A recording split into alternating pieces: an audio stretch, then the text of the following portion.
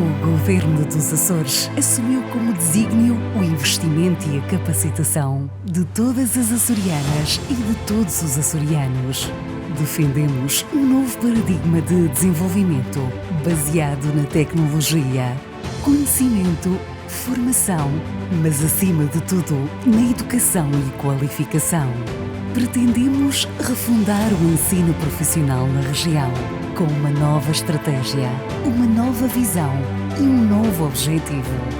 A qualificação profissional é central nas novas políticas públicas dos Açores, permitindo o desenvolvimento das nossas empresas, das nossas gentes, da nossa economia e da nossa sustentabilidade. Esta estratégia será inclusiva e integrada, apostando na inovação, no fazer diferente e no emprego do futuro. Sem esquecer as nossas origens e as profissões que fazem parte do nosso presente. O Fórum Regional da Qualificação Profissional tem este objetivo: juntar todos aqueles que possam e querem contribuir para uma nova estratégia com um horizonte para a próxima década. Valorizar os açorianos é investir na nossa terra, nos nossos jovens e nas nossas empresas. Confiantes no futuro, contamos com todos. Fórum Regional da Qualificação Profissional, uma iniciativa do Governo dos Açores.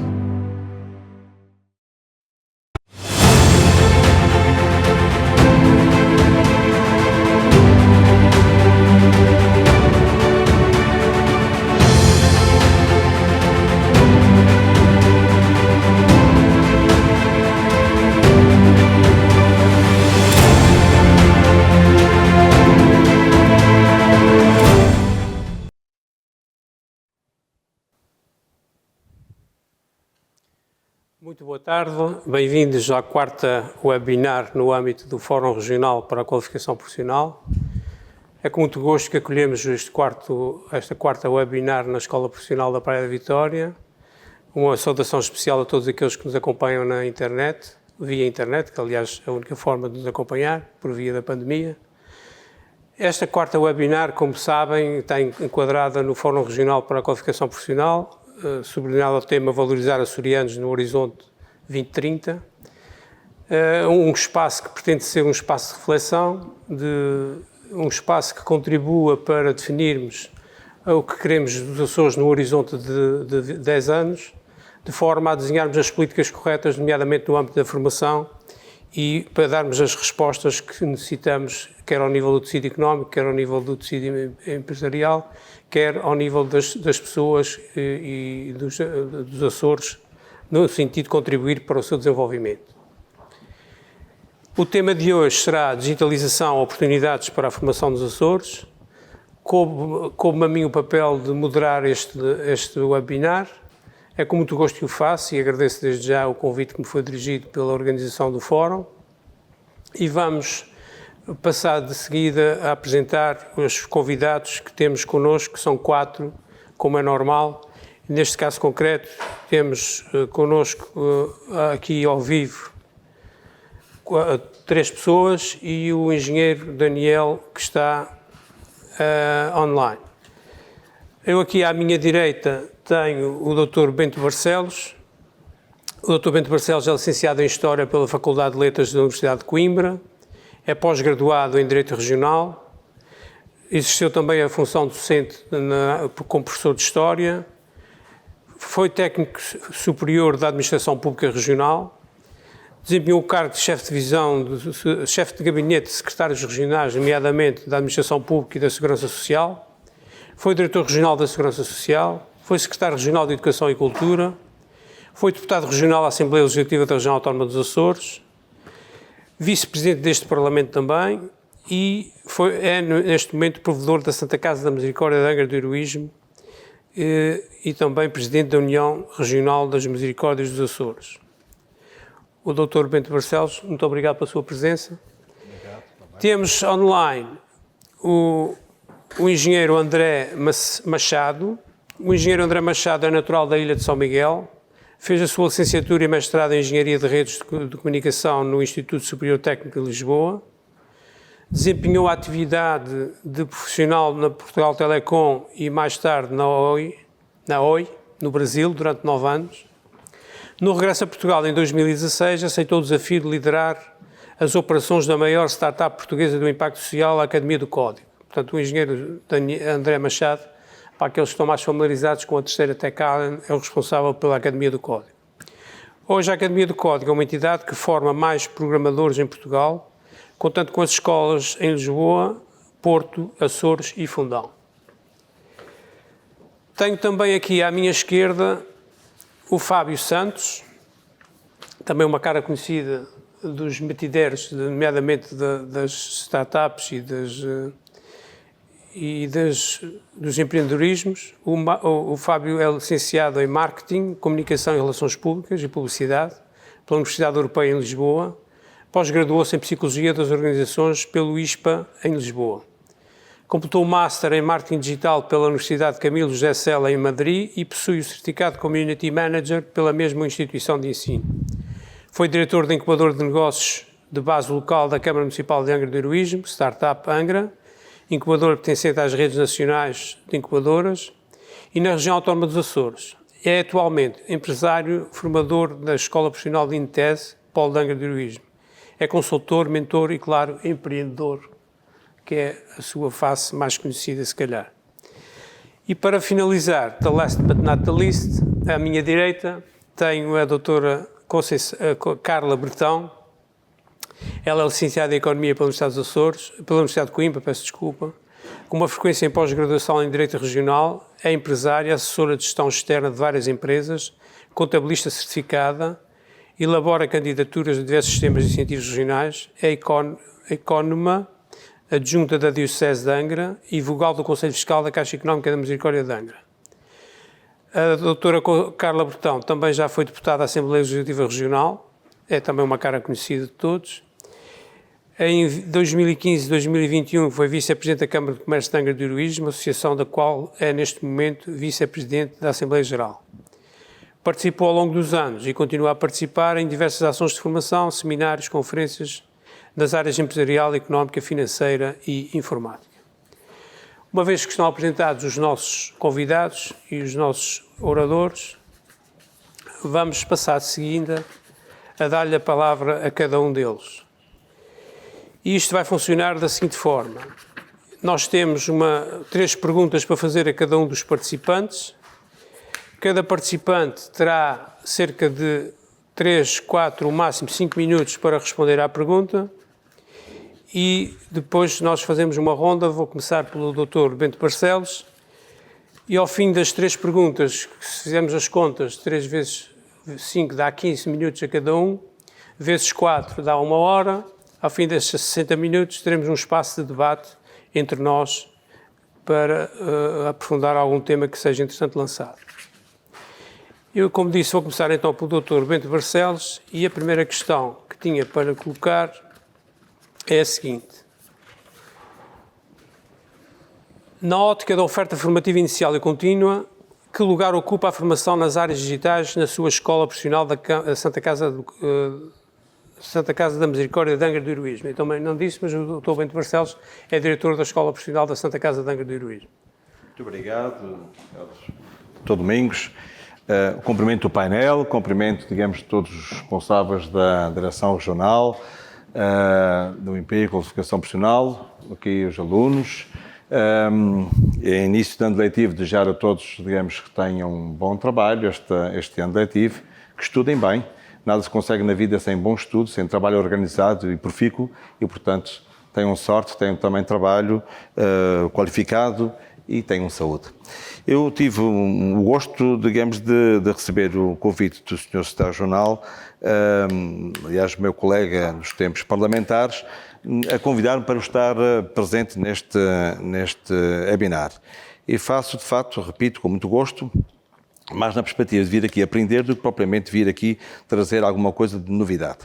Relativamente à pergunta que me foi formulada, é preciso não esquecer, e creio que nenhum de nós podemos esquecer, nem nos esquecemos mesmo, desta realidade da pandemia. A pandemia, SARS-CoV-2, veio alterar bastante, digamos, a vida das instituições e, no caso concreto da Santa Casa Musical de Angra do Heroísmo, com 10 valências e 12 serviços, preparar planos de contingência, medidas cautelares e preventivas, sucessivamente indo atualizando em função do contexto epidemiológico da Ilha Terceira e dos Açores e do contexto também nacional, não foi tarefa fácil. Por isso é que, relativamente à escola profissional, sendo já um primado da mesma desde a sua fundação há 25 anos, já fez 25 anos em fevereiro passado. Curiosamente, era eu secretário Jornal de Educação e Cultura quando, digamos, aprovei o regulamento inicial desta escola. Algum dia passava pela cabeça que depois ia estar ligado, digamos, mais diretamente à mesma, mas no primado da atividade desta escola, ao longo destes um quarto de século, a área informática e a área, digamos, da computação foi sempre uma área de eleição. E por isso a componente digital teve sempre presente. Naturalmente que, em função, digamos, da realidade da pandemia, na supressão, digamos, de aulas presenciais, foi necessário implementar o ensino à distância. Isso foi um desafio enorme que foi colocado não só à equipa, digamos, docente, mas também aos alunos e toda a logística da própria escola, da equipe, em função da pergunta, digamos, que foi aqui colocada pelo professor Domingos, sobre, enfim, a capacidade de reação no âmbito da oferta formativa inicial e contínua e o papel, digamos, da formação na mesma, se já vinha de trás dessa preocupação, ela tornou-se muito mais, digamos, evidente, muito mais, digamos, exigente e também, digamos, uma experiência inolvidável que não recua, que não vai atrás, antes, pelo contrário, vai, digamos, caminhar. No futuro, sendo cada vez mais importante a digitalização no contexto da formação, tanto na formação inicial, como na formação contínua, como também, digamos, na formação ao longo da vida, pensando naqueles que são mais os séniores, esta realidade vai se impor. E não é por acaso, digamos, que este Fórum Regional da Qualificação Profissional coloca, digamos, este webinar, Digitalização, Oportunidades para a Formação nos Açores. E, portanto, exatamente para corresponder à necessidade deste imperativo que se torna num desiderato para o atual, para o momento atual e para o futuro, de facto de cada vez mais a componente digital estar presente no contexto da formação. E em relação a esta pergunta... Muito obrigado, Dr. Bento Barcelos. Eu passaria então à primeira pergunta para o engenheiro André Machado. O engenheiro, os serviços digitais estão em expansão. Que áreas digitais poderão ganhar escala na próxima década?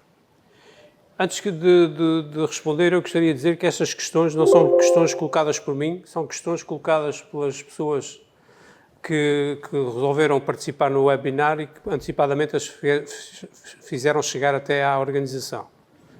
Portanto... Muito boa tarde. Antes de mais, obrigado pelo convite. É um grande prazer estar aqui presente e poder aqui representar também, do ponto de vista meu pessoal, mas também da Academia de Código, qual é que é aqui dar o meu contributo para os próximos passos da digitalização nos Açores. Aqui, muito especificamente sobre este tema, eu acho que é importante, a digitalização vai ser geral e independente de qualquer área. Acho que vai incidir no setor público, vai incidir no setor privado, vai incidir nas várias verticais, tanto na saúde como na educação, como já foi referido aqui, mas também todas as PMEs de retalho e serviços, porque digitalização, acho que é importante dizer aqui, não é aquilo que nós estamos habituados até hoje, que é falar simplesmente dos próprios negócios ou as instituições poderem ter um website ou até uma loja de comércio online. A digitalização vai ser, aquilo que nós vamos assistir nos próximos anos vai ser muito mais do que isto. Vai ser a automatização de todos os processos, das tarefas, da disponibilização dos próprios serviços de forma digital. Portanto, isto tudo nós vamos assistir nos próximos tempos. Ninguém consegue dizer quantos anos serão, não vale a pena falarmos em anos, mas vai ser uma tendência com certeza. Aqui uma mensagem que eu acho que é importante, em que o melhor exemplo que eu consigo usar é: todos nós vivemos nestas últimas décadas uma primeira vaga de digitalização. Portanto, apareceram os computadores e depois de aparecer os computadores, praticamente todas as funções começaram a necessitar de um computador para a sua execução, e depois disso ainda existiu uma ferramenta específica, que eram as ferramentas da Microsoft, o Office da Microsoft, em que tinha o Word, o Excel e o PowerPoint. Portanto, e hoje em dia é uma realidade que em praticamente todas as ofertas de trabalho pedem experiência numa destas ferramentas. Portanto, independentemente se a proposta de trabalho é para uma área técnica ou não. Portanto, em qualquer tarefa, em qualquer setor, é necessário ter esta capacidade, esta literacia digital. O que eu acho que vem a seguir é um bocadinho mais à frente, ou seja, no que nós vamos assistir, e já se começa a assistir, uma segunda ronda em que o objetivo não é, com certeza, toda a gente ser programador, de todo, não é esse o objetivo, mas vai haver uma grande necessidade por programadores especificamente, sim, mas além disso vai haver uma necessidade que ou uma grande parte das pessoas consigam compreender o que é o raciocínio de programação, consigam compreender o que é código, conseguir fazer, vão existir ferramentas, já existem na verdade, algumas ferramentas que permitem fazer pequenas adaptações, em que não será daqui a alguns anos, a 2 ou 3 décadas, não será um bicho de 7 cabeças qualquer pessoa que não seja da área técnica poder fazer alterações no seu website ou na sua aplicação ou na sua ferramenta. Portanto, isto será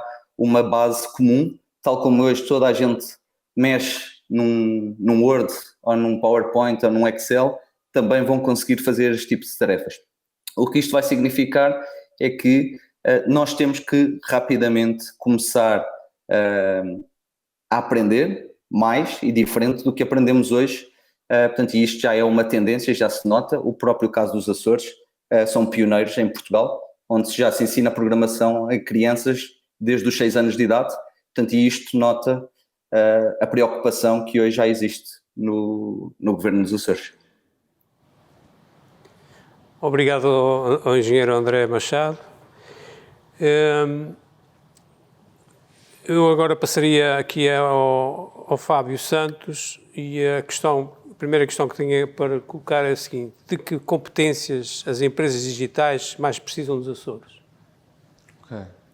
Antes de mais, quero agradecer à organização a oportunidade de, desta vez, falar sobre aqui algumas ideias e de algo que me aproxima, que tem-me aproximado agora nestes últimos tempos, que é o privilégio de poder pertencer à evolução académica, neste caso dos meus alunos e das pessoas que de vez em quando, em alguns fóruns, em algumas mostras de emprego, passam por mim. Já não é a primeira vez que também venho aqui à escola, poder falar aqui da vertente da empregabilidade e de técnicas que, no fundo, tentam aproximar as pessoas do mercado de trabalho. Aqui estamos a falar de um mercado de trabalho um bocadinho mais digital, e esta pergunta é a pergunta mais difícil até agora, também sou eu a respondê-la, e é muito difícil para mim, que é: competências as empresas digitais mais necessitam nos Açores. Primeiro, o que é que são empresas digitais? Isto porque não sei se estiveram atentos na primeira parte, mas eu sou de marketing. E então tenho os meus professores devem estar a acompanhar com certeza, porque estão a acompanhar com certeza este fórum e devem estar à espera desta resposta. Eu não poderia responder que as empresas digitais precisam disto ou daquilo. Primeiro é preciso perceber o que é que são empresas digitais. Como o André disse muito bem, muito mais experiente nessas áreas do que eu, e ele tem feito um trabalho incrível para a comunidade e para o ecossistema interno no que diz respeito às competências digitais, muito por via dos ensinamentos da programação que a Academia de Código faz, e faz muito bem. As escolas também têm tido esse papel e têm esse papel que é fundamental. É preciso perceber o que é que são empresas digitais, que na minha opinião tem a ver com o nível de digitalização que as empresas têm. Okay? É preciso termos em atenção essa vertente. Depois, há aqui uma outra parte que eu não é não concordar com a pergunta, mas queria virar um bocadinho o copo ao contrário, a perspectiva de uma forma diferente, que é, ao invés de pensarmos o que é que nós necessitamos aqui no nosso contexto, no contexto Açores, com a heterogeneidade que o contexto Açores tem, somos 9 ilhas, todas elas diferentes, com necessidades diferentes também, o que é que não as empresas digitais precisam de fazer, mas o que é que as empresas precisam de fazer em prol do mercado? O que é que o mercado neste momento necessita ao nível da digitalização? É isto também que a Academia de Código e o Terceira Tech Island estão a dar resposta, é perceber que tendência é esta, para onde é que o mercado vai, digamos assim. Esta pandemia veio acelerar uma coisa que era óbvia, que era a componente de digitalização, foi acelerada com o contexto de pandemia. Por isso, virar um bocadinho aqui a questão, para ser mais fácil para eu poder responder, é que hoje em dia, e tendo em conta também a minha experiência, não só a nível da academia, uma curta experiência, mas super enriquecedora, mas na minha parte de, mentor, ao nível do empreendedorismo, etc., eu acho que as pessoas precisam de pessoas, as empresas, os líderes das empresas precisam de alguém que trabalhe a estratégia. Okay? Porque está a ser muito bem feito pelos Açores e pelo governo regional, de manter coisas que também já foram feitas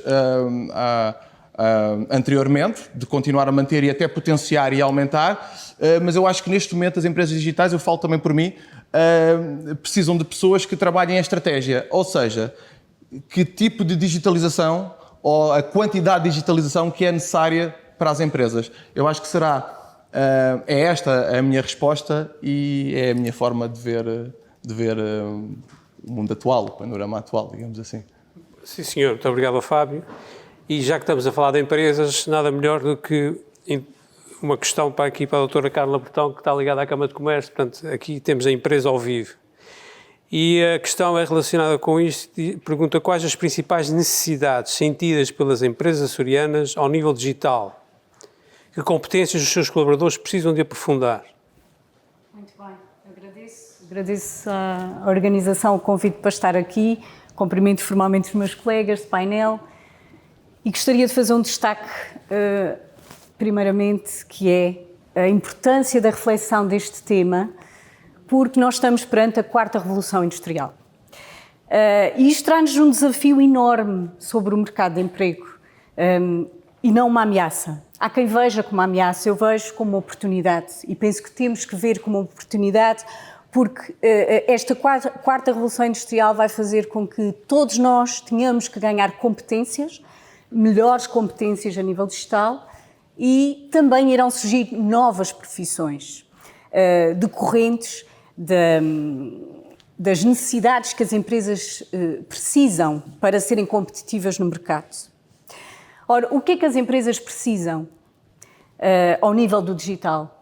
A pandemia vem-nos trazer uma realidade que encurteceu imenso as necessidades digitais para as empresas, ou seja, o que a empresa pensaria que iria necessitar daqui a um ano, precisou no dia seguinte.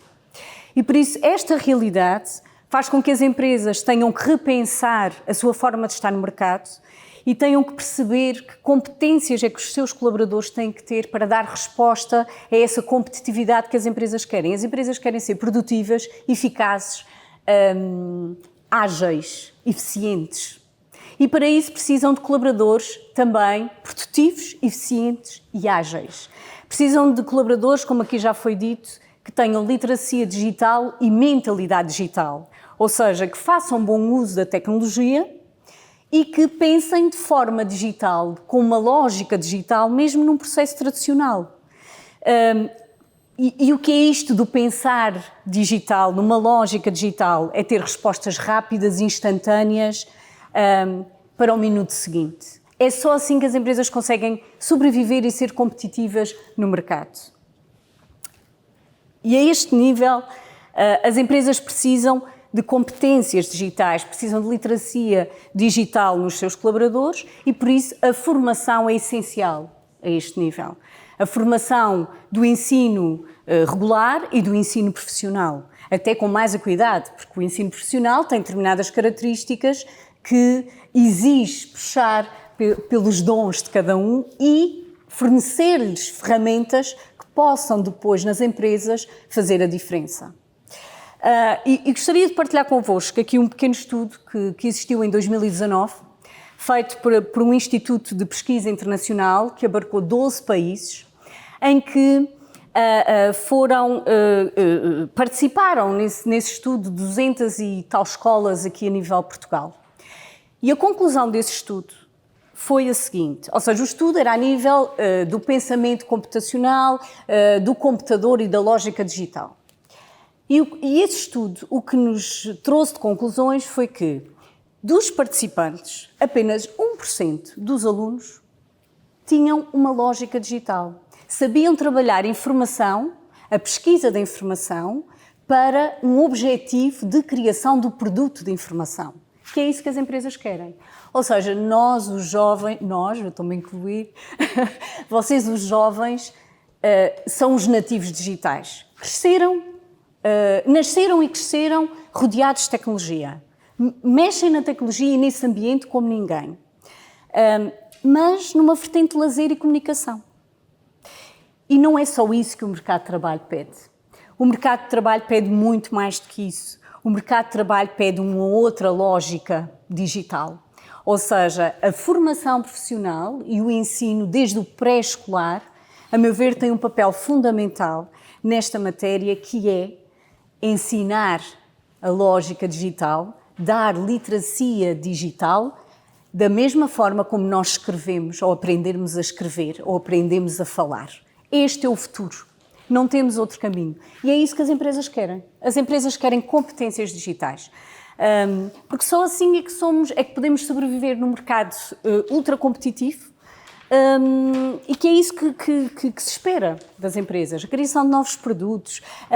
Eu dou-vos alguns exemplos até dessa falta de competências digitais que as microempresas sentem nos seus colaboradores, ou nos jovens que admitem que não fazem o ensino superior, que vão para outras áreas de ensino, nomeadamente o ensino profissional, que é tão importante para as empresas, porque é um ensino específico e que pode ajudar muito o crescimento das empresas.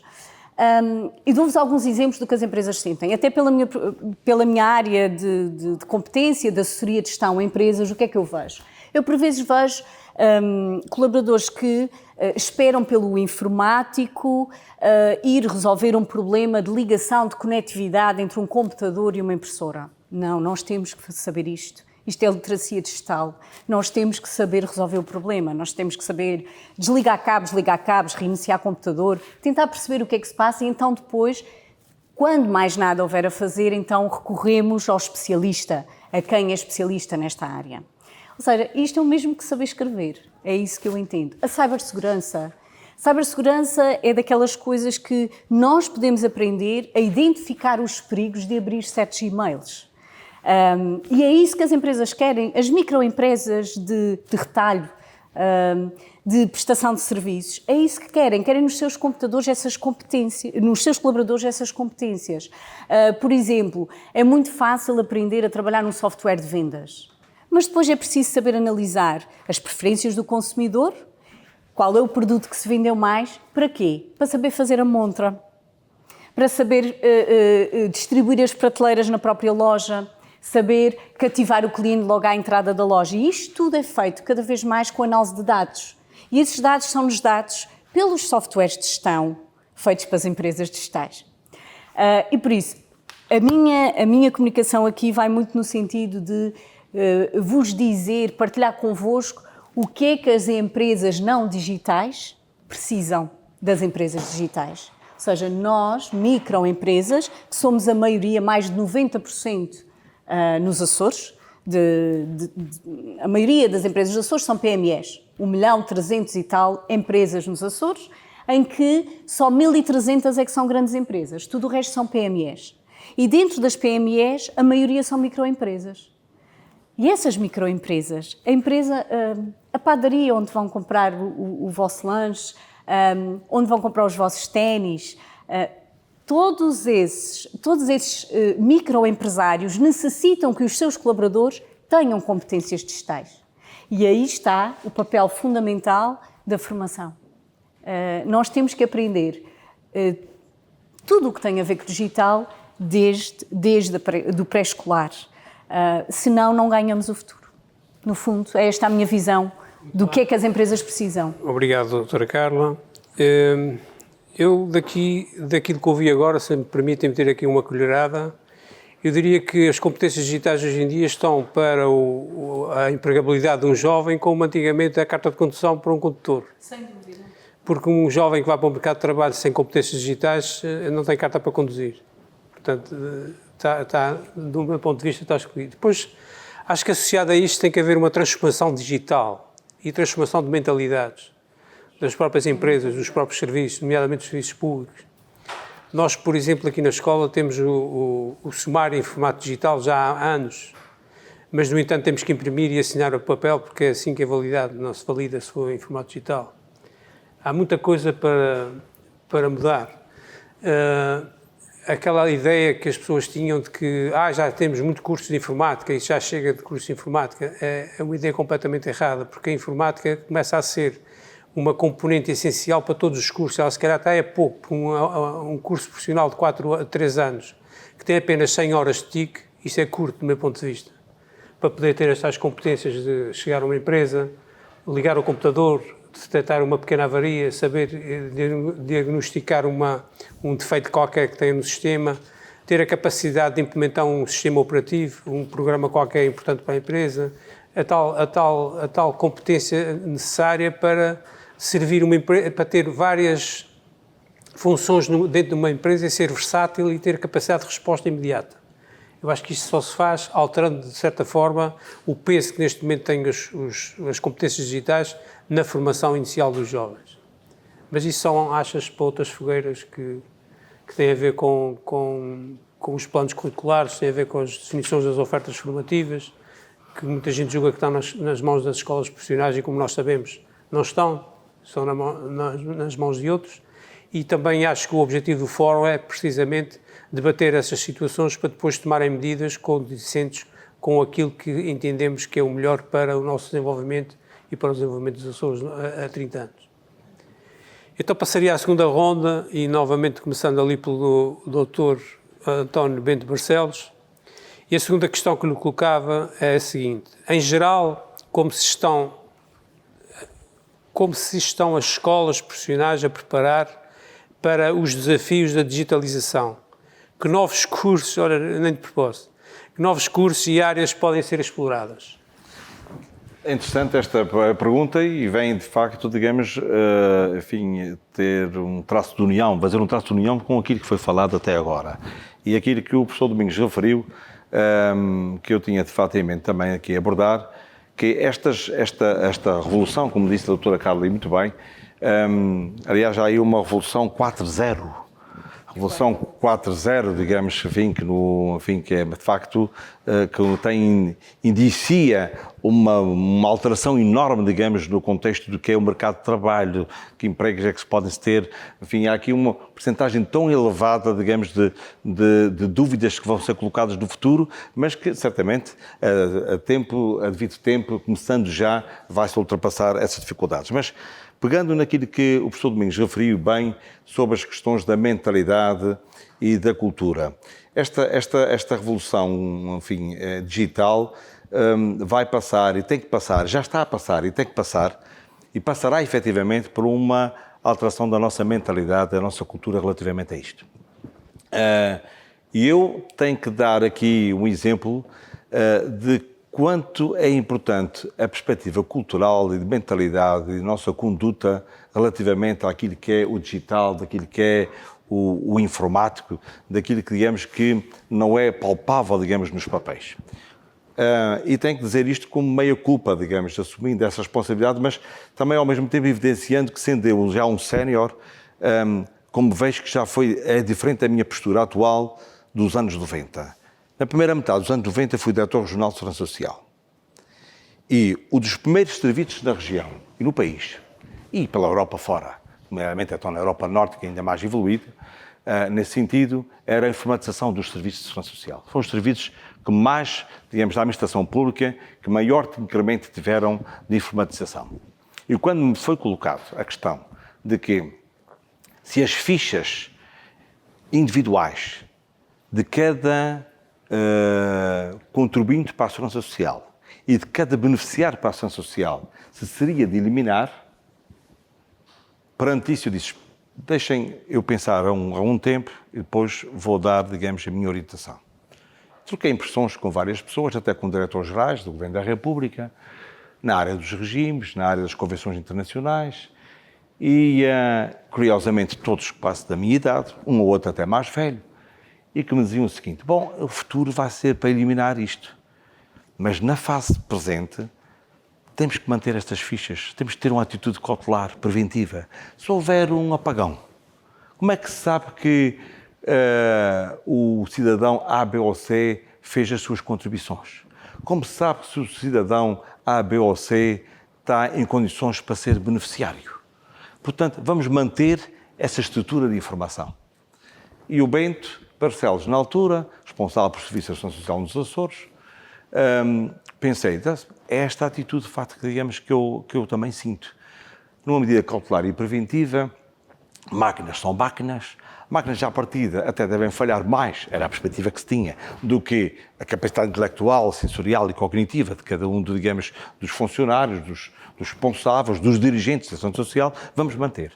Se essa questão me fosse colocada hoje em dia, era muito provável, digamos, que eu dissesse, não, vamos fazer uma síntese e vamos ter uma estratégia de redundância no digital para que, se falhar esse sistema, tem outro, como existe, digamos, na aviação, como existe na navegação.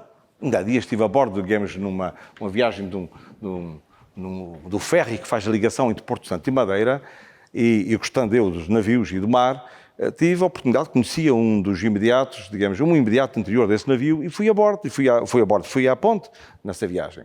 E perguntei ao comandante, disse, mas você qual é, digamos, o sistema de redundância que tem aqui?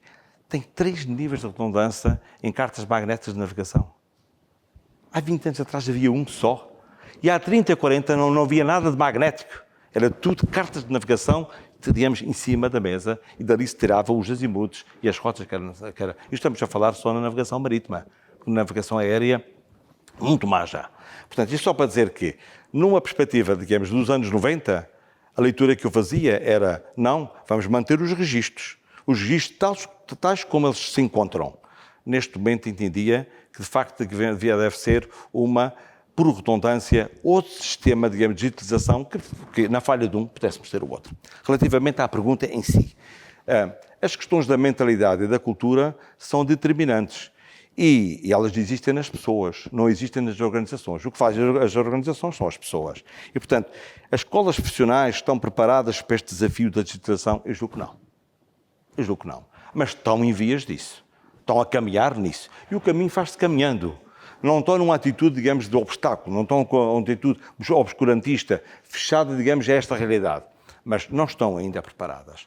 Há um caminho muito grande ainda a percorrer, tanto da parte, digamos, dos profissionais, como da parte quando digo profissionais, da área administrativa, da área funcional, mas também os professores e também, digamos, com maior capacidade de adaptação, por razões de mentalidade até da parte dos alunos, mas como disse aqui a colega Carla muito bem, vós, alunos e muito das juventudes, estão muito virados para a digitalização, para o entretenimento, para o lazer, para, digamos, para aquilo que é o interessante, que é algo volátil, que agora passa, mas em termos de estudo, em termos de organização de trabalho, uma estratégia de trabalho, de preparação para a vida, digamos, de profissional, ainda há um caminho muito grande a fazer. Mas, atenção, isto não é razão para, digamos, ficarmos cabisbaixos.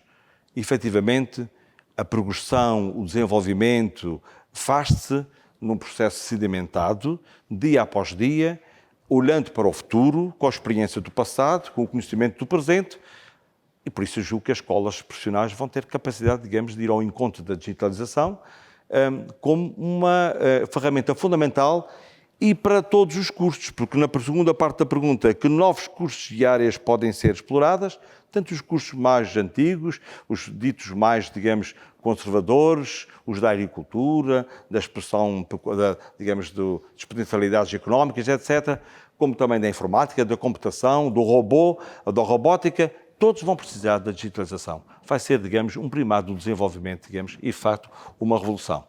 E a revolução, normalmente, sendo, digamos, tendo bons líderes e tendo também quem a, digamos, assinta como parte integrante da mesma, trazem bons frutos. Muito bem. Então eu passaria aqui ao engenheiro André Machado e pedia-lhe que nos dissesse como pode a região intermeter-se neste nicho de digitalização, suponho eu. Que contributos e facilidades específicas poderá oferecer? Porque é que a Academia de Código está cá?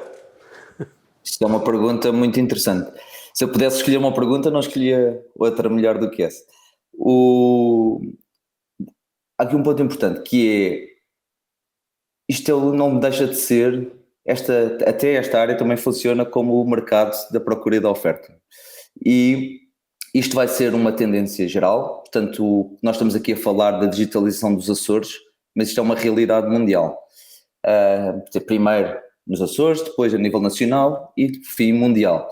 Toda a gente precisa de programadores, nós sentimos hoje, nós como escola, nós, Academia de Código, sentimos isto todos os dias, somos procurados por dezenas de empresas que precisam de programadores fora de Portugal, estamos a falar de Israel, do norte da Europa, dos Estados Unidos, que precisam de programadores e tentam encontrar programas para acederem aos nossos programadores portugueses. E aqui é muito simples, ou seja, que é quem tiver nesta fase de extrema necessidade por estes serviços digitais que vão existir em todo lado, esta transformação digital que falamos, que vai ser geral em todo lado, o bottleneck, portanto o gargalo desta transformação digital, hoje em dia é a falta de programadores. Para termos uma noção, em Portugal, por exemplo, nós em Portugal formamos programadores por ano, não chegam a 2.000, ok? É menos, eu vou dizer 2.000 já por alto, mas só falando com 3, 4 empresas que nos contratam regularmente, estes 2.000, já existem mais de 2.000 vagas de programação. Portanto, o que significa é que quando formos ao panorama nacional, a todas as outras empresas, não há programadores suficientes para todas as necessidades. E isto é em Portugal, não vendo o mundo. Portanto, aqui eu diria que é quem tiver o talento, quem tiver os programadores, é onde as empresas vão querer ir beber, vão querer comprar.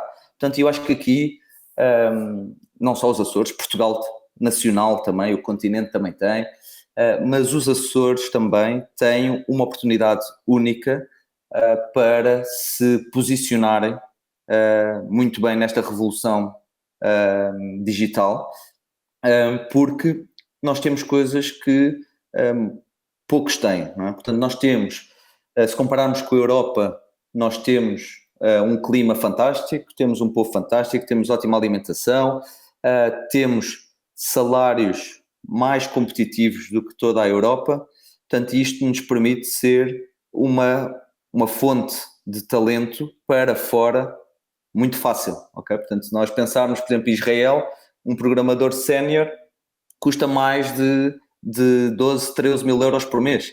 Portanto, ou seja, quando uma empresa israelita pode pensar comprar serviços em Portugal, obviamente que faz todo o sentido para eles. Portanto, e isto aqui eu acho que os Açores têm também esta vantagem de se posicionar, porque já começou mais cedo do que os outros, e aqui acho que há várias etapas. Acho que a primeira etapa é começar nas bases, começarmos a formar os nossos jovens desde cedo, como também já foi referido aqui, ensinar os nossos jovens a pensar de forma computacional, tal como hoje, como sempre ensinamos matemática e português. Portanto, e hoje os Açores já faz isso. Em todas os jovens com 6 anos, na primeira classe, começam a aprender a pensar como programadores. Qualquer escola nos Açores hoje já é possível fazê-lo. Depois, acho que a seguir não podemos abandonar isto, temos que concluir, e a conclusão aqui passa pelos nossos jovens adultos com as escolas técnico-profissionais, ok? E talvez arranjar programas que permitam fazer isso também nos secundários normais. E acho que aqui vale a pena diferenciar, que é, nós em Portugal abandonámos um bocadinho, décadas atrás abandonámos um bocadinho o ensino profissional. Abandonámos no sentido de que pensámos que toda a gente tinha que ter uma licenciatura. e eu acho que hoje estamos a dar alguns passos atrás e estamos a mudar isto. Muitas das vezes porque não era sexy suficiente um curso profissional e toda a gente queria poder ter um canudo, poder ter uma licenciatura, mas hoje, no caso específico da programação para serviços digitais, a programação é um trabalho técnico, completamente técnico, mas com boas remunerações, boas carreiras, e eu acho que é o primeiro que já é sexy outra vez e que podemos atrair os nossos jovens para aqui. Portanto, eu a seguir, nos nossos pré-adultos, deveríamos concluir, poder aproveitá-los, comunicar com eles, comunicar com todos os nossos jovens dos Açores, quais são as potencialidades da carreira de um programador, não é? Que é, porque muita gente há falta de informação, muitas vezes há falta de informação, as pessoas não sabem o que é isto da programação, que saídas profissionais têm, que carreiras têm, e às vezes também pensam que têm que sair dos Açores para depois executar as suas funções, o que não é verdade. Numa terceira fase aqui, acho que devemos continuar a trabalhar a requalificação dos açorianos, quer sejam pessoas desempregadas, quer sejam pessoas que tenham outras atividades profissionais e queiram se reconverter para esta área. Devíamos apostar nisto, como tal já fazemos nos Açores com a Academia de Código, mas podem aparecer outras escolas, a própria Universidade dos Açores, pode ser, quanto mais escolas existirem para executar esta requalificação melhor, e o caso da terceira é um caso específico, em que conseguimos atrair mais de 20 empresas de fora para se abrirem escritórios na terceira, para contratar programadores açorianos. E porquê é que o fizeram? Fizeram simplesmente porque o talento, os programadores estavam na terceira. Só por isso. Não há mais nada do que isso. Isso é que eu dizia no início, que é, se os Açores se posicionar como formação de talento global, os serviços vão cair. E aqui eu digo os serviços porque nós não podemos esperar que todas as empresas vão abrir escritórios nos Açores. Acho que não é só por aí. Acho que existem outras formas, e as outras formas com o Covid veio acelerar, que é, nós podemos começar a prestar serviços dos Açores para fora. Portanto, e podemos criar equipas de serviços, empresas regionais, empresas privadas, que podem prestar serviços para fora se tivermos o talento cá dentro. E eu acho que este é que é o principal passo, que é educação, educação, educação, educação. Quando tivermos, assim que formos crescendo o número de programadores, temos todas as vantagens competitivas de começar a prestar estes serviços para fora, para dentro também. Obviamente todas as empresas açorianas vão precisar destes serviços, mas eu gostava de pensar que os Açores poderiam ser uma grande força de exportação de talento de programação nas próximas décadas. Obrigado ao engenheiro André Machado. Eu gostei da expressão sexy. Mas eu penso que o ensino profissional já foi bem mais sexy do que aquilo que é atualmente. Vamos lá ver se recupera. Eu também. Está a precisar de uma dieta, talvez, ou de uma fisioterapia adequada para recuperar o sexismo que tinha. E depois há áreas mais sexys que outras, e nós temos que fazer aquilo para que todas as partes do corpo sejam sexys e não apenas algumas, aquelas que estão à vista. Mas pronto, nós aqui na escola e nas outras profissionais, nós temos 2 cursos na área de programação informática. E, portanto, acho que temos aqui, sai daqui massa boa para depois ser aproveitada a outro nível. Porque eu acho que a Academia de Código, contrariamente ao que muita gente diz, não é obstáculo nem concorrente direto da escola profissional. Acho que pode ser um complemento ideal. Porque os jovens aqui saem com as noções iniciais de programação e depois aí serão moldados àqueles softwares ou aos programas que vocês depois sabem que as empresas necessitam e as competências que eles têm que adquirir para além das que já têm. Mas penso que já vão mais bem apetrechados para poderem ser potenciados. Mas isto estava conversa para outro webinar. E então agora faço uma pergunta aqui ao Fábio, que podia ser o Fábio a fazê-la a mim. Como podem as empresas digitais aprofundar a sua relação com as escolas profissionais? Depois vai ver se concorda com a minha resposta. Está bem. Eu acho que as empresas digitais, utilizando empresas digitais, empresas com uma quantidade de digitalização, devem olhar para as escolas profissionais, como no caso da Escola Profissional da Praia da Vitória, por ter oferta letiva muito voltada para a digitalização e cursos de programação também. Acho que o ensino profissional na região deve fazer essa tal evolução, okay, de se digitalizar. E começa primeiro pelas pessoas, pelo tal mindset, e depois por equipamento também, ou seja, mais pessoas do outro lado também para poder literar os formandos e as formandas, e depois equipamento. Eu acho que as empresas digitais devem pensar nas escolas profissionais, voltando outra vez ao início, como um layout de fábrica, uma linha de montagem. As escolas profissionais têm a particularidade e a agilidade de poder emprestar ao mercado do trabalho logo nos segundos anos, com um estágio, assim, temporalmente estamos a falar de 2 meses, um estágio curricular, onde empresta os formandos e as formandas para, no fundo, serem namorados pelo mercado de trabalho e por essas tais empresas digitais. É uma grande oportunidade.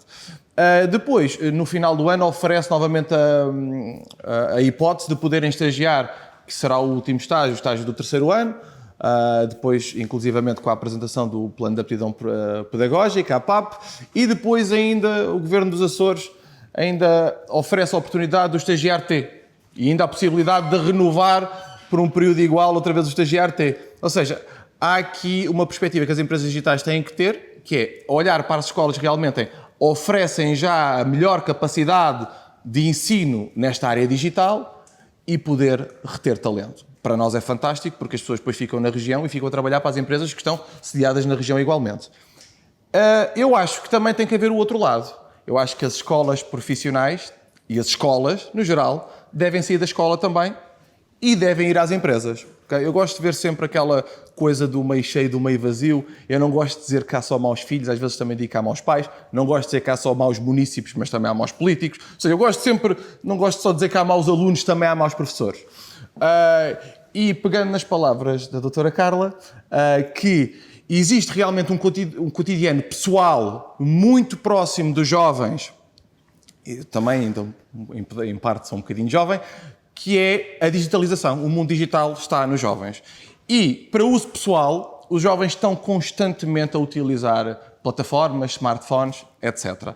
Aquilo que as escolas se devem perceber é, e eu falo como formador, é perceber que há esta motivação por parte de quem nos ouve, quem nos escuta, que são os formandos e as formandas, e adequar as componentes, as novas componentes, a digitalização, o ensino, também estas plataformas concebidas por todos e de tão natural uso, que são os smartphones pessoais.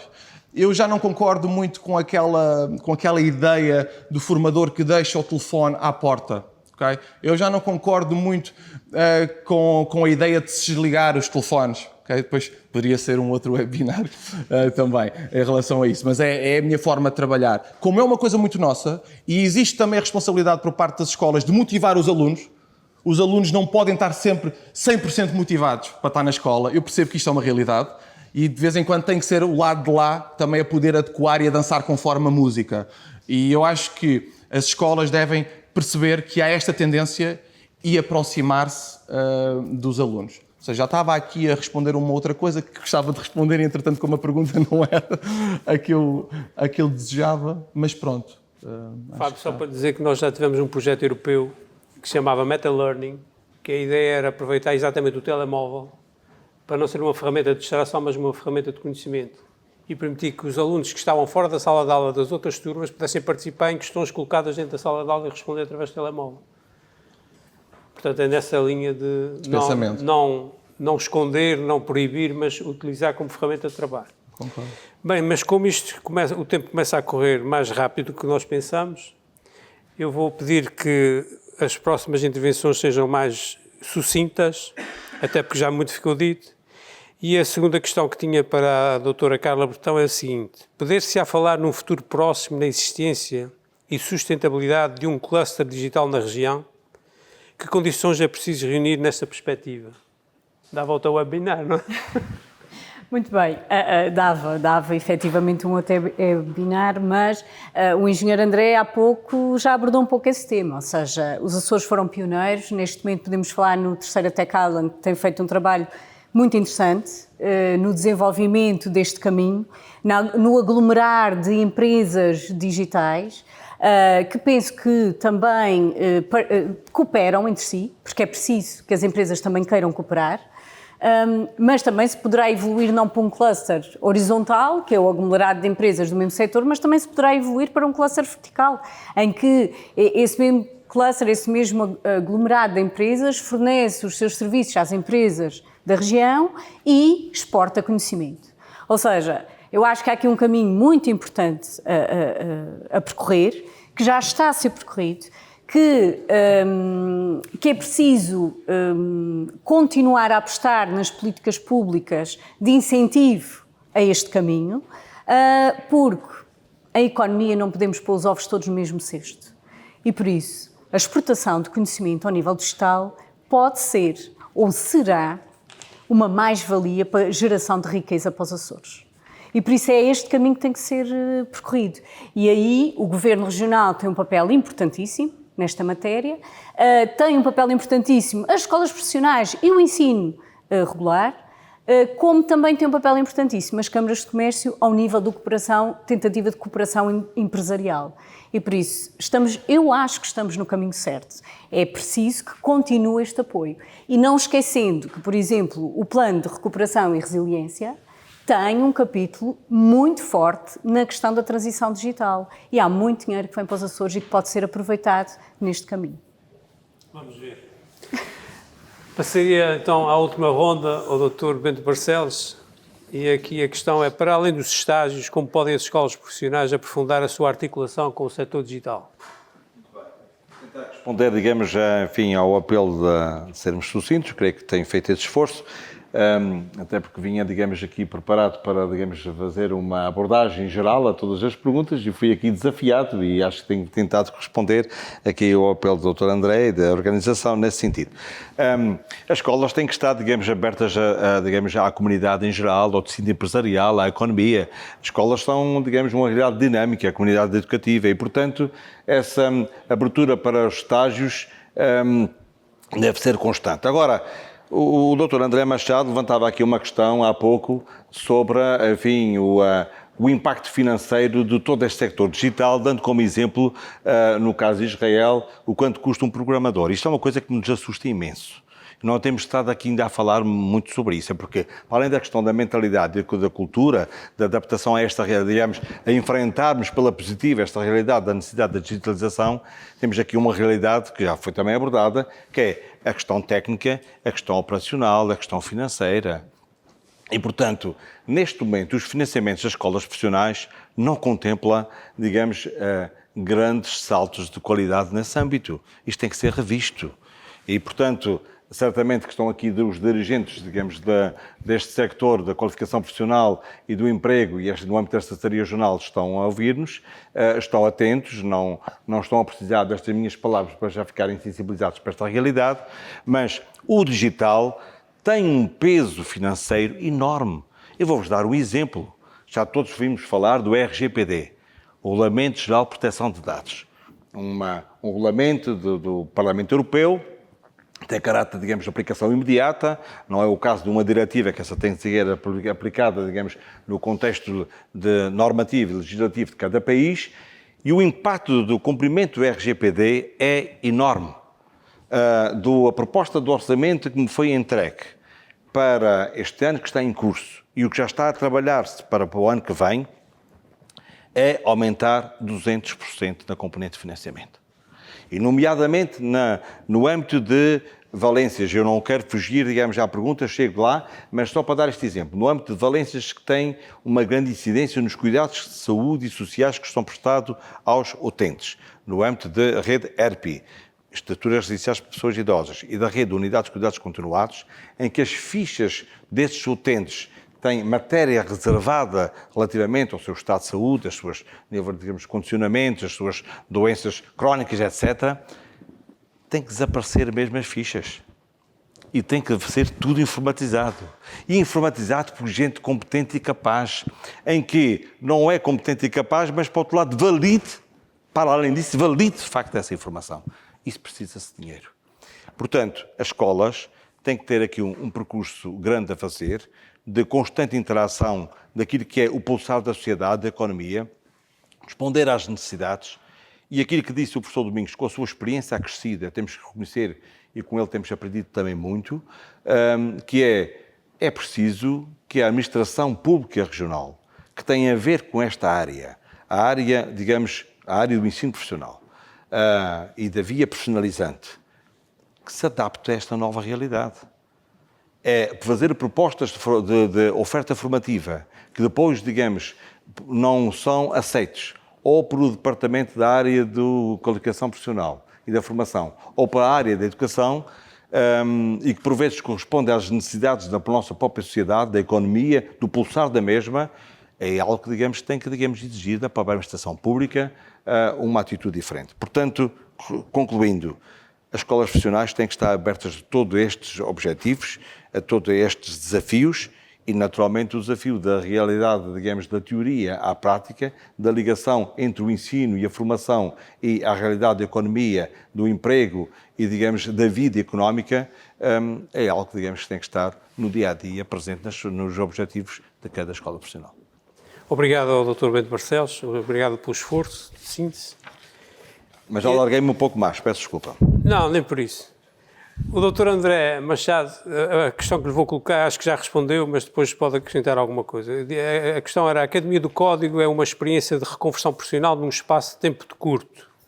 Quais os principais benefícios retirados dessa experiência e como poderão ser esses resultados positivos serem ainda mais expandidos? Portanto, no fundo, falar um pouco sobre a experiência do Código, da Academia do Código aqui na Terceira. Sim, muito bem. Antes de mais, o tema da duração do curso é importante porque a maior parte das pessoas que nos chegam, não só nos Açores, mas em geral, são pessoas que tipicamente não podem esperar 3 anos para encontrar um emprego. A maior parte a idade média de um nosso aluno está na volta dos 29, 30 anos, embora tenhamos muitas pessoas de 18 e muitas de 40, mas a nossa média anda ali por volta dos 29, 30. E muitas pessoas têm responsabilidades familiares, têm que ter algum rendimento porque têm essas responsabilidades. E por isso a universidade ou um curso, também poderiam ser programadores fazendo uma licenciatura em engenharia e iriam arranjar emprego também, com certeza, mas isso iria afetar de 3 a 5 anos da vida deles, portanto isto não ia ser possível. Portanto, e aqui é uma grande vantagem poder, em 14 semanas, 3 meses e meio, poderem fazer esta requalificação e arranjarem o emprego e começarem as suas carreiras. Portanto, esta é uma grande vantagem. Como é que isto pode expandir? Eu acho que a principal forma para expandirmos, e para mim o expandir significa chegar a mais pessoas, a mais açorianos, é também mudando aqui um bocadinho o mindset, que eu acho que o Covid também, esta pandemia também nos veio ajudar, que era, nós sempre pensámos que as pessoas, depois de saírem dos cursos da Academia de Código, teriam que depois trabalhar em empresas que se estavam a sediar na Terceira, ou algumas em São Miguel, mas na Terceira. Eu acho que hoje em dia isso já não é, esta ideia já foi derrubada, já não é verdade, porque hoje em dia nós temos muitos alunos nossos que voltaram para as suas terras, portanto, e terras fora de Terceira, fora de São Miguel, porque muitas pessoas de São Jorge, pessoas do Faial, pessoas do Pico, portanto, são pessoas que voltaram para as suas terras e estão a trabalhar para várias empresas das suas casas, e eu acho que isto vai mudar completamente como nós podemos ver isto nos próximos tempos, que é, se nós comunicarmos bem para todos os açorianos que existe estas oportunidades de encontrar uma carreira nova sem abandonar as suas raízes, que eu acho que isto é um ponto importante, sem diversificarmos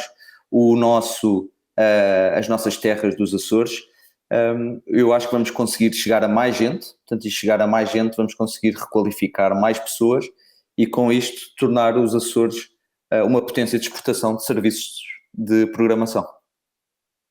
Muito obrigado. Aqui o Fábio tinha uma questão relacionada com o seguinte: na próxima década, que novos negócios poderão emergir no setor, nos Açores, e gerar empregabilidade? Ok. Este é o objetivo do fórum, é saber isso. Portanto, agora o Fábio resolve-nos esse problema, já nos escusamos fazer a próxima webinar. Vou tentar então resolver.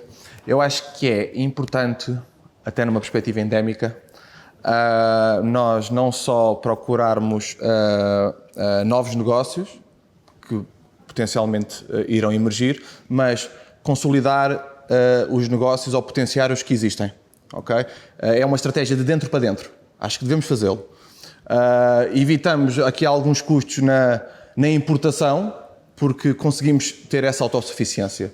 Porque não acho que temos que olhar para os setores de atividade que contribuem para o PIB na região e devemos também digitalizá-los.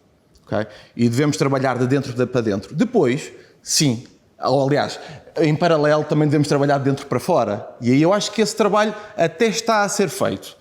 Ou pelo menos irá agora, a partir de hoje, começar a ser feito, e aqui na escola vai começar a ser consolidado, porque também já está a ser feito. Mas deixar de concursos e deixar de vez em quando também podermos trabalhar mais em concordância com os novos tempos e passar para o cotidiano. Era isso que há pouco também estava a falar na questão passada.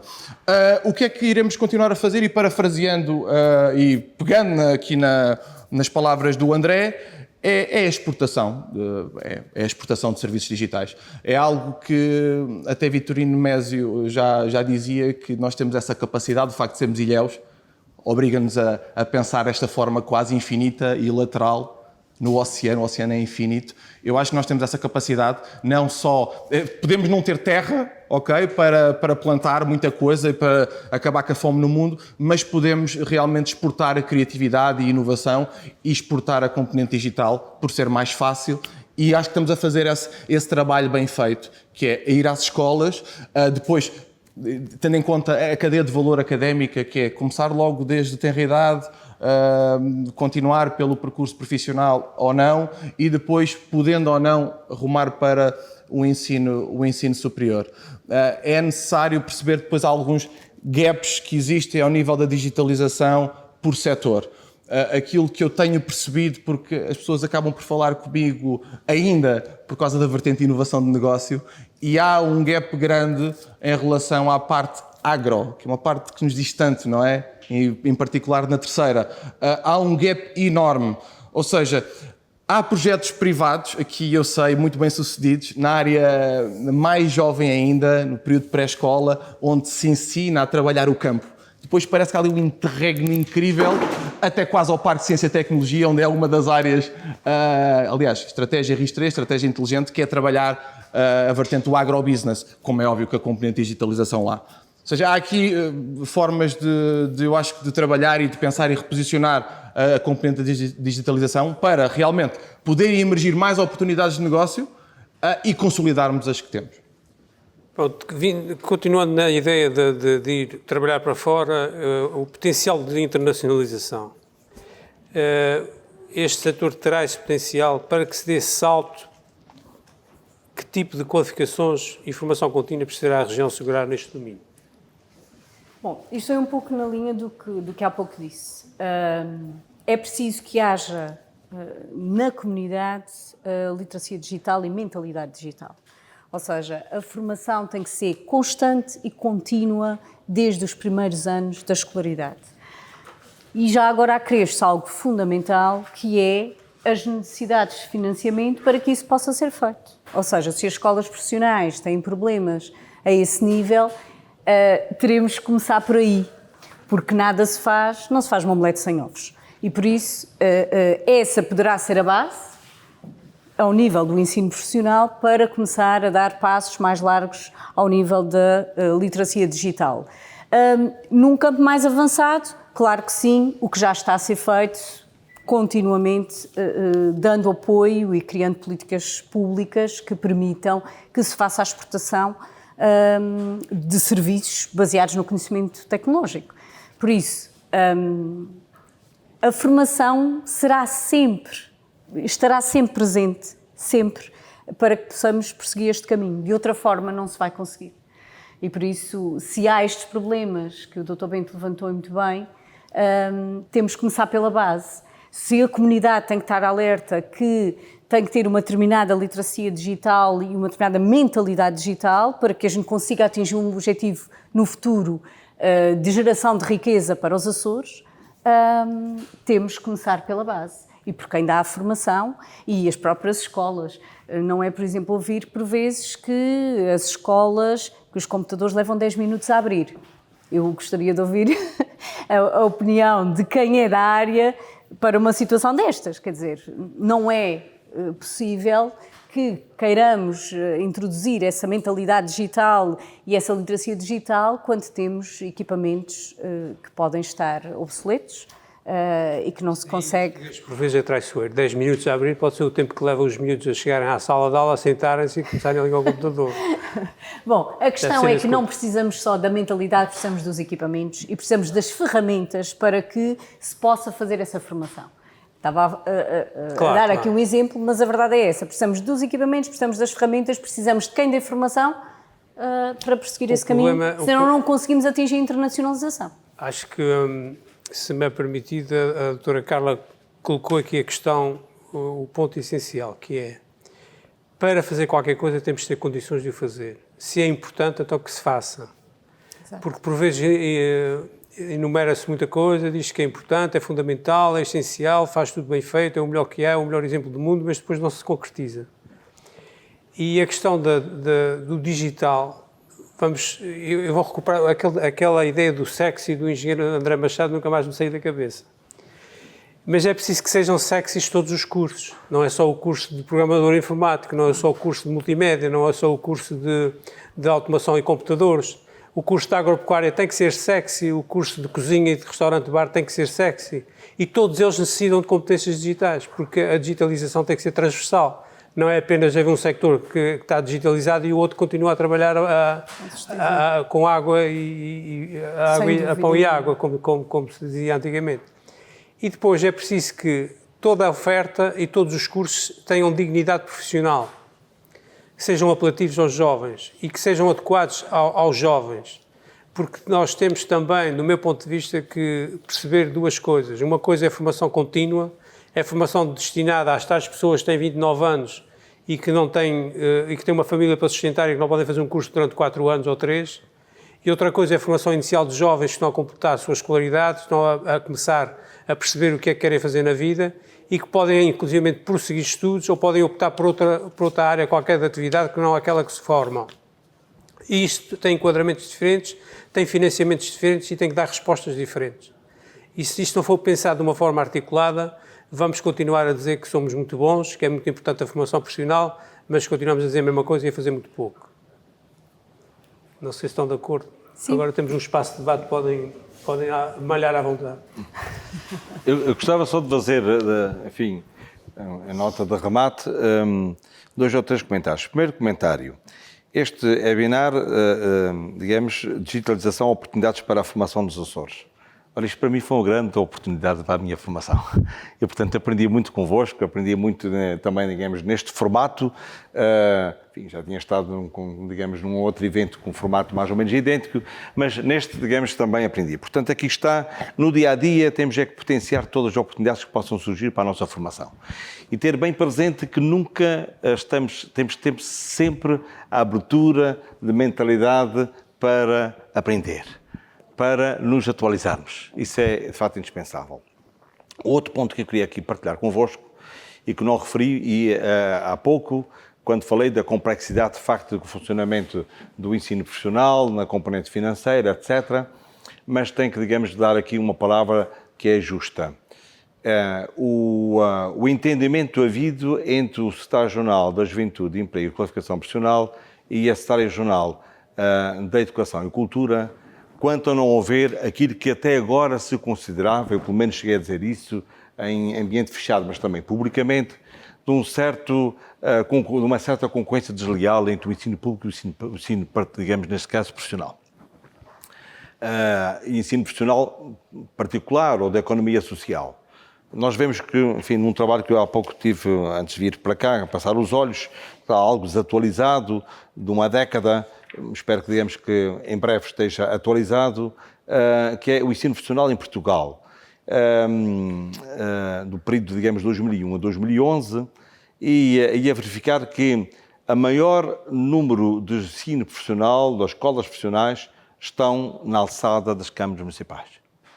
E, portanto, essa realidade, digamos, está-se alterando, a economia social está tomando aqui um papel fundamental, preponderante, mas essa concorrência era uma concorrência nitidamente desleal e o atual governo, no âmbito, digamos, destes dois membros do governo, que têm esta área comum, tomaram uma decisão que já foi tornada pública e que me parece muito bem, que é, nos concelhos onde existe ensino profissional, quer seja em fundação, ligado a uma fundação, ao poder municipal, ou à economia social, não há concorrência do ensino dito regular.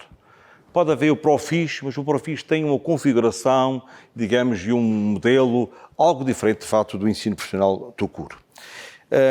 E terceiro ponto que eu queria partilhar convosco, manifestando a minha concordância com tudo aquilo que foi aqui referido e sentindo, de facto, este ambiente de desafio que está aqui, digamos, lançado a todos nós, é olhando para estes jovens que aqui estão, porque eles são os protagonistas mais diretos da conquista do futuro no âmbito do digital. É evidente que, enfim, este painel, com pessoas muito mais novas do que eu, enfim, que estão pilares ativos, digamos, desta atividade, nesta perspectiva, vão ter um contributo muito válido. Mas estes jovens, estes jovens que aqui estão, cumprindo, de facto, os preceitos de usarem a máscara, que estão todos usando a máscara, e essa atitude, digamos, respeitadora e cumpridora, de facto, deve ser aqui relevada,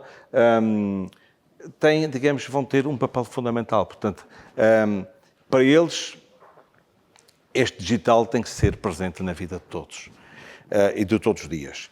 Por último, talvez seja a última vez que eu possa abordar, posso mesmo só concluir? Pronto. Do texto que eu tinha preparado para partilhar convosco, e como levou alguns dias, enfim, algumas horas acrescidas, eu queria deixar aqui uma conclusão, que tem uma visão, nós, região autónoma insular, arquipelágica, europeia, na Europa das regiões, temos de facto a sentir que esta caminhada não é só nossa, é do mundo inteiro. Na primeira linha da Europa, até porque recebemos fundos estruturais, digamos, nomeadamente o Fundo Social Europeu. E, portanto, deixava apenas, isto são 2 parágrafos. Eu queria, digamos, partilhar convosco em forma de conclusão. E vou ler.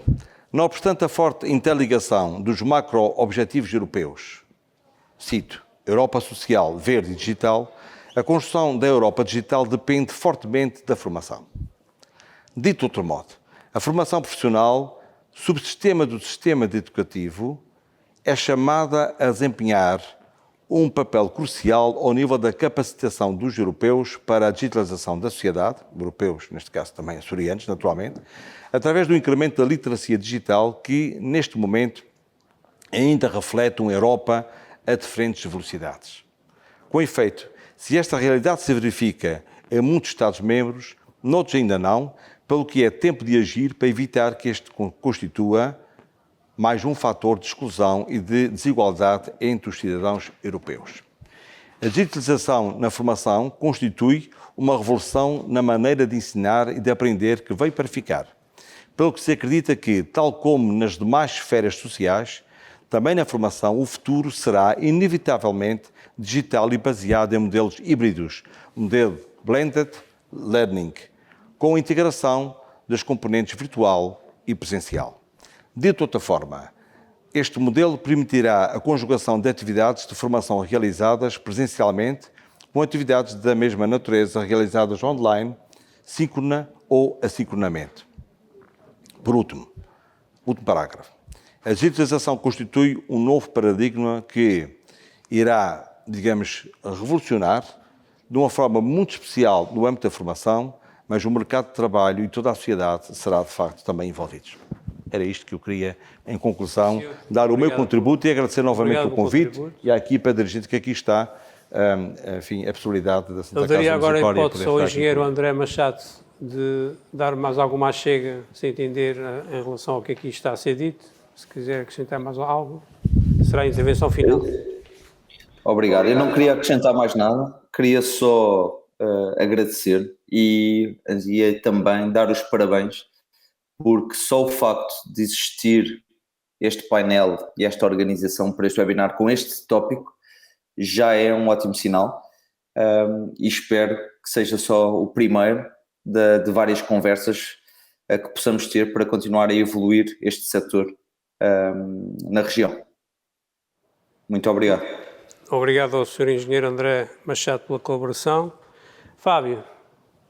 Eu tinha uma questão que gostava de fazer ao painel, mas não sei, tenho tempo para fazer essa questão. Lá não tem tempo para a resposta. 2 minutos, não vou ter tempo, então depois fica só a questão no ar. Gozando da autonomia que a região tem na área da educação, eu gostaria de perguntar quem escolhe os cursos. Quem escolhe os cursos profissionais, quem é que elabora os CVs, os conteúdos programáticos. Gostava de lançar essa questão, porque eu não sei, e então gostava de saber. Então a resposta é muito simples, já lhe dou a resposta. Pode dar a resposta? Eu não tenho muito mais a acrescentar. Fábio, é muito simples. Os cursos são do Catálogo Nacional das Qualificações.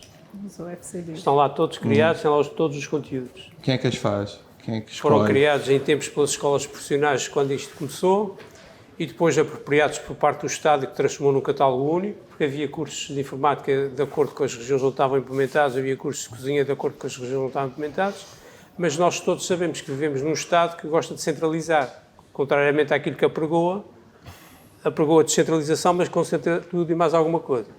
E enquanto não puseram, isto é a minha leitura, vale o que vale, os cursos profissionais tinham 3.600 horas de formação. Houve alguém uma vez do Ministério da Educação que me disse a mim, não mandou dizer para ninguém, nem eu ouvi dizer, disse-me a mim que os cursos profissionais, isto na altura, eram demasiado, como é que eu ia dizer, ensinavam muito para o nível secundário, portanto tinham conteúdos a mais, aquilo era a formação boa demais para o nível secundário. E eu depois, mais tarde, é que percebi que o objetivo era reduzir a carga horária, porque nenhuma escola pública consegue executar em 3 anos 3.600 horas de formação. E o objetivo já era começar a lecionar nos dois lados. Depois, quem é que escolhe os cursos? Eles estão lá, e daqueles que estão lá, a tutela da educação e do emprego, e normalmente elabora, agora já não, nos últimos tempos não, mas inicialmente era assim, havia uma lista de prioridades, em que a prioridade 1, 2, 3 e 4 tinha a ver com os níveis de probabilidade de financiamento e decidem que cada escola quantos cursos deve ministrar e que cursos deve ministrar em função daquela lista que é previamente apresentada. Em função da lista? Exatamente. Ok. Poderia ser em razão da estratégia da digitalização, os próximos 15, 20, 30 anos para a região, gozando da nossa autonomia, poderia ser interessante que nós pudéssemos, de alguma forma, evoluir nos CVs. Fábio, é preciso ser justo nisso. Quando havia lista, a lista surgia no sentido que havia um determinado caminho a perseguir e aquelas formações eram mais pertinentes do ponto de vista daquele caminho que se tinha escolhido. Depois, a partir de uma determinada altura, deixou de haver lista, foi mais a reposição, quer dizer, eu acabo 4 cursos este ano na escola, peço outros 4, e normalmente peço os 4 que acabaram, porque se eu tenho o staff e se tenho oferta de emprego para aqueles que acabam, vou pedindo os mesmos. E se não me dão mais, eu não consigo dar respostas a outras necessidades, tenho que me cingir àquilo que me dão. A minha questão não era essa, a minha questão era de perceber se nós poderíamos gozar da autonomia nesse sentido. De poder, não é, vestir o fato à medida, tendo em conta a estratégia que podemos nós pensamos. Podemos fazer uma proposta à ANCAP, mas sim, é bom esperarem uns... Há alguma margem, podemos pois? propor à ANCAP a criação de novos cursos, mas é bom esperar para aí uns 5 anos. Tem que haver, de facto, aquilo que eu referi há pouco. Maior cruzamento entre a área do emprego e a formação profissional e a área da educação. Eles têm os seus ritmos e têm a sua cultura interna. Eu que tive, enfim, um percurso grande na administração pública, depois de ter deixado o ensino, e tenho sido secretário-geral de Educação e Cultura, mas também já nos anos 90, mas verifico, digamos, que há uma certa visão centralista. Quer dizer, a autonomia, esta ideia da autonomia da escola é uma ideia, digamos, importantíssima, mas que é coartada com um normativo, uma legislação que vai desde as leis, decretos-leis, decretos regulamentares, regulamentos, portarias, despachos conjuntos, etc. E, portanto, que vai limitando bastante a autonomia da escola. E, portanto, é preciso fazer um processo também de aculturação. A administração pública tem que ir mudando e tem que cada vez mais se adaptar a esta realidade, e a autonomia e a responsabilização tem que, digamos, ir nesse caminho. Era bom. Vamos ver, vamos acreditar. O próximo webinar vai ser na Horta, na Ilha do Faial. Na Ilha do Faial deve ser na Horta, suponho eu. No dia 28 deste mês de setembro. E depois caminhamos para o fórum final em Ponta Delgada, 18, 19 e 20 de novembro, próximo. Obrigado a todos aqueles que nos acompanharam neste webinar. Espero que tenha sido útil e que tenha contribuído para o objetivo do fórum, que é projetar os Açores para o ano 2030. Obrigado a todos. Muito obrigada.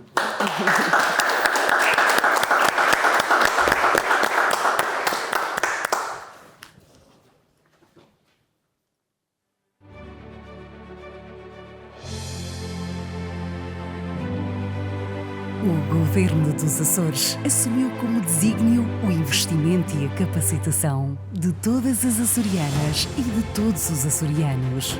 Defendemos um novo paradigma de desenvolvimento baseado na tecnologia, conhecimento, formação, mas acima de tudo, na educação e qualificação. Pretendemos refundar o ensino profissional na região com uma nova estratégia, uma nova visão e um novo objetivo.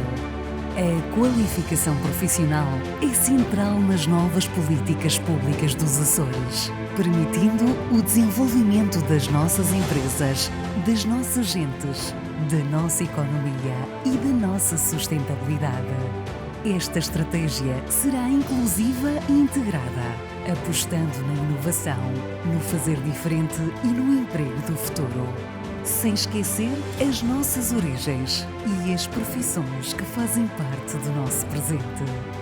O Fórum Regional da Qualificação Profissional tem este objetivo: juntar todos aqueles que possam e querem contribuir para uma nova estratégia com um horizonte para a próxima década. Valorizar os açorianos é investir na nossa terra, nos nossos jovens e nas nossas empresas. Confiantes no futuro, contamos com todos. Fórum Regional da Qualificação Profissional, uma iniciativa do Governo dos Açores.